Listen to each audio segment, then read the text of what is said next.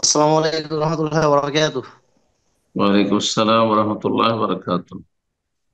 শেখ, আমি মালদা জেলার আপনার নানির গ্রাম গোলাবাড়ি পার্শ্ববর্তী গ্রাম কালীনগর জোড়াহাটুলি থেকে বলছি। মাশাআল্লাহ, শেখ, আমার বলেন। প্রশ্ন হচ্ছে যে যেহেতু হাদিসে বর্ণিত আছে যে কোনো মানুষ যদি মদ পান করে তাহলে 40 দিন আল্লাহ তাআলা তার নামাজ কবুল করবেন না। এক্ষেত্রে কোনো মানুষ মদ পান করার 1-2 দিন পরেই যদি তওবা করে নেয় তাহলে কি তার ক্ষেত্রে এই হাদিসটি প্রযোজ্য হবে? 40 দিনের সালাত কবুল হয় আল্লাহ তো বলল। সালাত আরবাইনা মানে কি? সালাত কি শুদ্ধই হয় না, তার ফরজ আদায় হয় না? না, এটা ভুল অর্থ। এ অর্থ নয়। এখানে সালাতের ওপর যে নেকি রয়েছে বিশেষ, সেই নেকি থেকে বঞ্চিত হয়, কিন্তু তার ফরজ আদায় হয়ে যায়।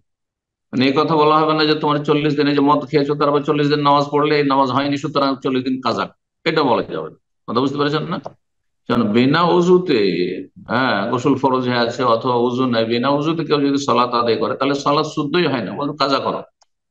কিন্তু আহ, মদ খায় কেউ যদি, তাহলে নাম তো বলে সালাত আরবাইন, মানে তার সালাতের পারিতোষিক পাই না, নেকি পাই না, কিন্তু তার ফরজ আদায় হবে। এটা জেনে রাখতে হবে। তো যাই হোক, যদি একটা মানুষ তোবা করে নেয় তো তোবা করলে আল্লাহ সব মাফ করতে পারে। শিরকের ক্ষেত্রে যেখানে আল্লাহ বলছে ইন্নাল্লাহ ইয়াগফিরুয যুনুবা জামিআ, সমস্ত গুনাহ আল্লাহ মাফ করতে পারে, তোবা করে নিবি, অসুবিধা নেই। জি।